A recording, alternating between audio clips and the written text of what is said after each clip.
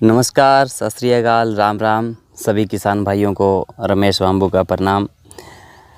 आज हम चर्चा करेंगे सफ़ेद मच्छर को अपने नरमे से भगाने का, उसको कंट्रोल करने का देसी फार्मूला जो कि घर पे तैयार करके अपने को अपने खेत के अंदर डालना है और बहुत ही बढ़िया रिजल्ट है उसका और बड़ा इजी तरीके से आप बना सकते हो। कोई ज़्यादा मेहनत का काम भी नहीं है, लेकिन बस आपको इसके बारे में थोड़ा सीखना पड़ेगा भी बनाना कैसे है, क्या क्या इसमें डालना है और कितने दिन में ये तैयार हो जाएगा।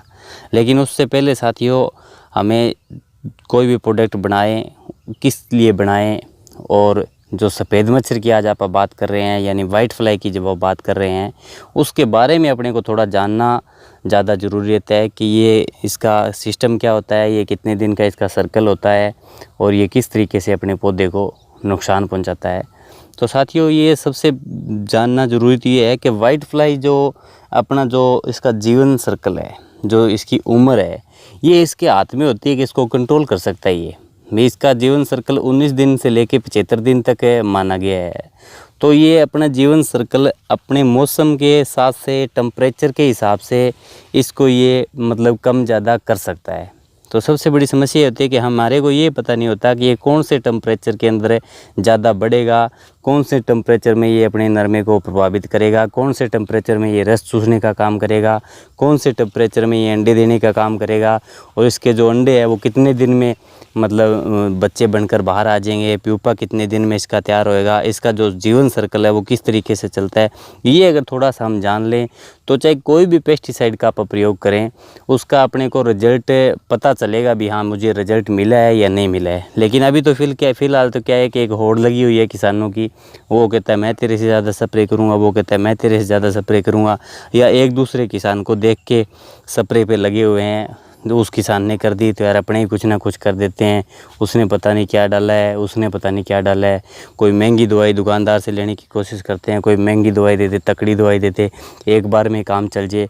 लेकिन ऐसा कुछ नहीं होने वाला है। चाहे आप महंगी गिरो दवाई, चाहे सस्ती गिरो, लेकिन अब जब तक आप इसके सर्कल को नहीं समझोगे, इसके नुकसान फ़ायदे को नहीं समझोगे तो अपने कैसे काम चलेगा। लेकिन मैं आज आपको एक ऐसा प्रोडक्ट बताऊंगा जो आप बिना सोचे समझे भी अपने खेत में स्प्रे करोगे तो उसका आपको रिजल्ट मिलेगा, क्योंकि उसका रिजल्ट लंबे टाइम तक मिलेगा आपको।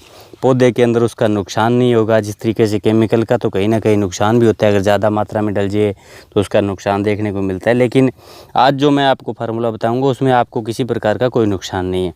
तब मैंने बताया कि ये जब लगभग माना जाता है कि 28 डिग्री से 36 डिग्री तक जो टेम्परेचर रहता है उसमें वाइट फ्लाई जो है वो ज़्यादा बढ़ने की संभावना रहती है और ये अपना जो सिस्टम है उसको तेज़ कर लेता है। अगर टेम्परेचर हाई हो जाता है या टेम्परेचर लो हो जाता है तो ये अपने जीवन को थोड़ा जीने का तरीका है उसको थोड़ा स्लो कर लेता है।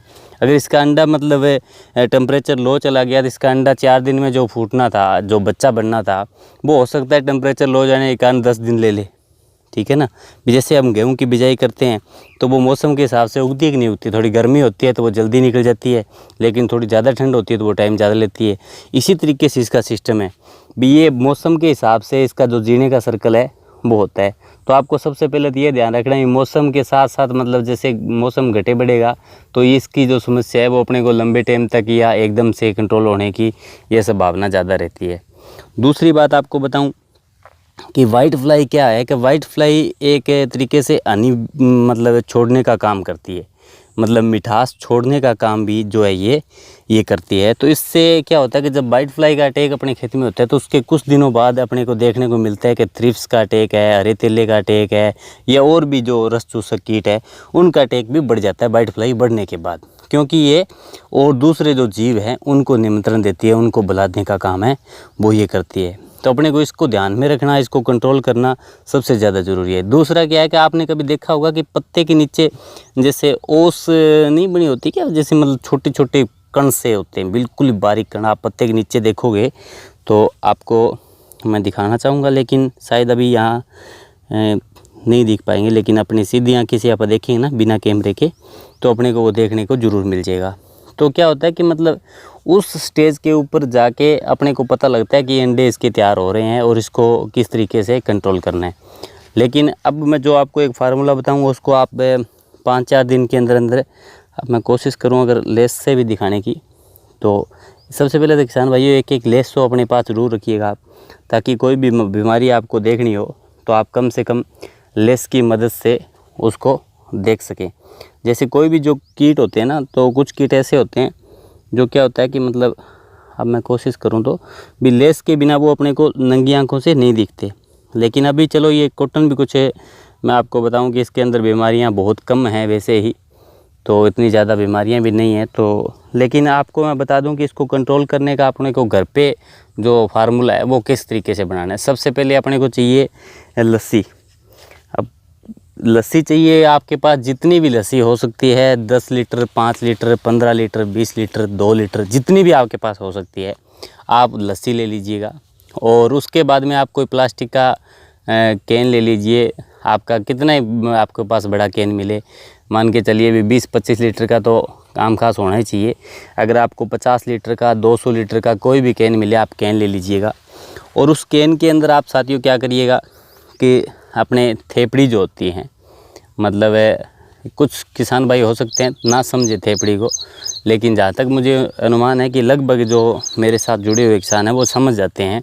जैसे फिर भी मैं आपको बताना चाहूँगा कि जो अपने पशु है, पशु के जो अपना मतलब है गोबर को सुखाने के बाद जो बनते हैं, कुछ लोग बागड़ी भाषा में हमारे यहाँ तो छाना और थेपड़ी बोलते हैं, लेकिन सूखने के बाद जो उबले बनते हैं तो उनको क्या करना है कि जो बिल्कुल पुराने, जितने भी हो सकता है पुराने से पुराने हो, आपको ये ध्यान रखना है भी नए गोबर नहीं लेना है। पुराने गोबर की जो भी थेपड़ी है आप कोशिश करें वो लें, पुराने से पुराने लें और उस लस्सी के अंदर उसको डाल के छोड़ दें। मतलब अगर लस्सी कम है तो आप उसमें ये कर सकते हैं कि आप उसमें पानी मिला सकते हैं। अगर आपके पास 5 लीटर लस्सी है तो आप 5 लीटर पानी मिला दीजिए, कोई बात नहीं है, क्योंकि लस्सी तो वैसे हम घर पे तो कितनी बढ़ा सकते हैं। कहते हैं भी लस्सी राड़ को के धड़ों के घटानो कितनी बढ़ा लियो, तो वही बात है, मतलब इसको हम बढ़ा सकते हैं। लेकिन प्योर मिलेगी तो ज़्यादा बढ़िया है। लेकिन फिर भी अगर प्योर नहीं मिलती है तो आप लस्सी के अंदर कुछ पानी की मात्रा मिला के उसमें 2-3 थेपड़ी, पुरानी से पुरानी 2-3 थेपड़ी है वो आपको डाल देनी है। और उसके बाद में साथियों आप उसके अंदर क्या करना है, आपको उसके अंदर डालना है आग डाल लेना है और उसको काट के बारीक करके और आग डाल दो। और उसके बाद में नीम की निबोड़ी को कूट के या नीम की पत्तियां वो भी काट के आप उसके अंदर डाल देनी है। और चौथे नंबर पे आप उसमें डालना है कुछ लहसुन की गुटियाँ, जो लहसुन होता है उसको भी कूट के और उसको भी इसके अंदर डाल देना है। और जो ततैया मिर्च होती है, मतलब जो छोटी मिर्च होती है ना, कड़क मिर्च जैसे मतलब बहुत ज़्यादा लगती है जो मिर्च, छोटी छोटी मिर्चें होती है, ततैया मिर्च को आपको भी उसके अंदर क्या करना है कि कूट के और उसके अंदर उसको ऐड कर देना है, मिक्स कर देना है उसके अंदर। तो ये 5 चीज़ें, मतलब जैसे लस्सी, थेपड़ी और ततैया मिर्च और हरी मिर्च और अपने आक और धतूरा और नीम, ये सब चीज़ों को अच्छे से कूट पीट के मिला के छोटा करके और उस लस्सी वाले ड्रम के अंदर डाल के, और आपको बिल्कुल धूप के अंदर है उसका ढक्कन बंद करके, अगर ढक्कन वाला ड्रम हो तो बहुत बढ़िया बात है, नहीं भी हो तो आप उस पर कोई भी प्लास्टिक लगा के और उसको अच्छे से बांध दीजिए और उसको छोड़ देना है आपको कम से कम 1 हफ्ते के लिए, 1 वीक के लिए उसको धूप में पड़ा रहने दें। और उसके बाद में उस को अच्छे तरीके से छान के और अपने एक डोली के पीछे आप उसमें डोज डिसाइड करके भी, अपना जितना खेत है उसके हिसाब से डोज डिसाइड करके और उसको अपने खेत में प्रयोग करें।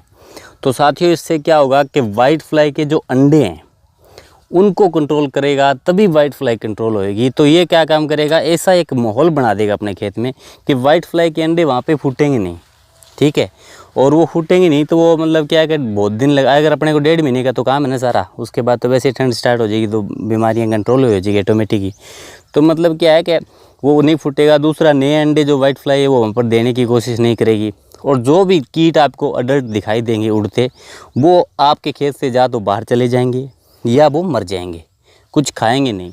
तो इस तरीके से आप अपने घर पे वाइट फ्लाई को कंट्रोल करने के लिए, वाइट फ्लाई के अंडों को कंट्रोल करने के लिए ये प्रोडक्ट बड़ा इजी तरीके से बना सकते हो। अगर मैं जल्दी में बताऊं तो आपको लस्सी लेनी है, लस्सी में पानी मिक्स कर सकते हैं कम हो तो। उसके बाद में आपको थेपड़ी लेनी है, 2-3 थेपड़ी उसके अंदर डाल देनी है। थेपड़ी को वैसे तोड़ के डालना है, कूट के नहीं डालना, ठीक है। हाँ ये बात ज़रूरी थी भी थेपड़ी को कूट के इसके अंदर नहीं डालना है, तोड़ के उसके अंदर बीच में छोटे छोटे टुकड़े करके डाल देना है। और उसके बाद में आपको लहसुन थोड़ा सा उसमें डालना है, थोड़ी सी ततई हरी मिर्च है उसको डालना है, नीम के पत्ते को कूट के या काट के उसमें डालना है, और आक और धतूरा। अगर धतूरा नहीं मिलता है तो आग डाल दीजिए, कोई बात नहीं, मिलता है तो दोनों चीज़ डाल दीजिएगा। इन दोनों को मिला के और अपने खेत में डाल देना है। तो ये करके अगर अपने खेत में आप इसका प्रयोग करोगे तो मैं कहता हूँ आप मार्केट से पेस्टिसाइड को लेना भूल जाओगे। क्योंकि पेस्टिसाइड में अगर इतनी ताकत होती तो 2015 में वाइट फ्लाई को कंट्रोल नहीं कर लेते।